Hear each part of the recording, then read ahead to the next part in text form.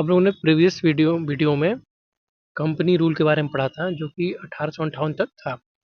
1857 में जब रिवोल्ट हुआ, विद्रोह हुआ, उसके बाद 1858 में ब्रिटिश शासन ने भारत का जो शासन था अपने हाथों में ले लिया। तो हम ब्रिटिश क्राउन का जो शासन था 1858 से 1947 तक के बीच में जो भी इम्पोर्टेंट लॉज और एक्ट पास हुए हैं उसके बारे में जानेंगे। विद्रोह के बाद 1857 के विद्रोह के बाद जो सबसे पहले अधिनियम आया वो भारत सरकार अधिनियम 1858 आया। यह अधिनियम काफी महत्वपूर्ण है। इस अधिनियम को द एक्ट ऑफ गुडविक के नाम से भी जाना जाता है। इस अधिनियम के तहत भारत जो कंपनी रूल था भारत में उसको समाप्त किया गया और भारत का शासन डायरेक्टली ब्रिटिश क्राउन के द्वारा किया जाने लगा।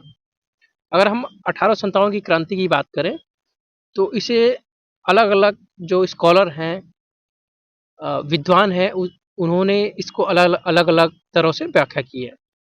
अगर हम वी डी सावरकर की बात करें, उन्होंने इसे प्रथम स्वतंत्रता संग्राम कहा। और अदर जो दूसरे स्कॉलर हैं, विद्वान हैं, उनका इस पर डिफरेंट व्यू था। किसी ने इसे सिपाही विद्रोह कहा, किसी ने कुछ और कहा।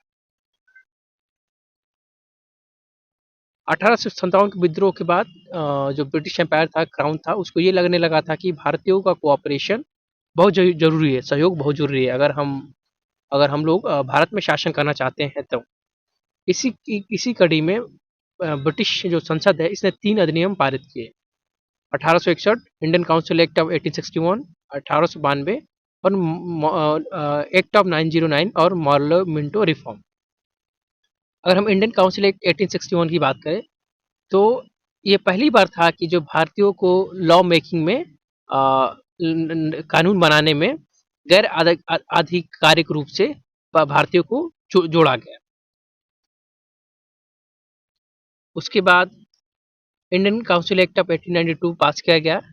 ये इंडियन काउंसिल एक्ट ऑफ 1861 की तरह ही था, लेकिन इसमें जो भी गैर सरकारी सदस्य थे उनकी जो संख्या थी उसको बढ़ा दी गई, लेकिन जो सरकारी सदस्य थे उनका वर्चस्व कायम रहा। लेकिन ये इसमें बहुत सारा डिफरेंसेस नहीं है अगर इंडियन काउंसिल एक्ट ऑफ 1861 की बात करें या इंडियन काउंसिल एक्ट 1892 की बात करें। उसके बाद ब्रिटिश एम्पायर ने इंडियन काउंसिल एक्ट ऑफ 909 को पास किया। इसे मार्लो मिंटो सुधार के नाम से भी जाना जाता है। यह पहली बार था कि धर्म के आधार पर पृथक निर्वाचिका की शुरुआत की गई और तो सेपरेट इलेक्टोरेट की बात की गई। और इसी वजह से जो लॉर्ड मिंटो थे भारत में सांप्रदायिक निर्वाचन के जनक के रूप में जाना जाता है। फादर ऑफ सेपरेट इलेक्टोरेट की बात करें तो इसे लॉर्ड मिंटो के नाम को जाना जाता है। उसके बाद 10 वर्ष बाद गवर्नमेंट ऑफ इंडिया एक्ट 1919 को पास किया गया।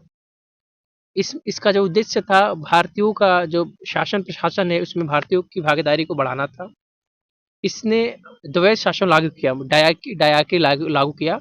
इसका मतलब जो शासन था, जो शासन का कंट्रोल था दो लोग करते थे, मतलब more than one person was controlling the system. ये जो डायरकी है इसका मतलब ये होता है, डायरकी मतलब होता है ड्यूअल कंट्रोल। उसके बाद साइमन कमीशन आया, उसने अपनी रिपोर्ट सबमिट की। उसके बाद गवर्नमेंट ऑफ इंडिया एक्ट 1935 पास किया गया। इसमें फेडरेशन की स्थापना का प्रावधान किया गया।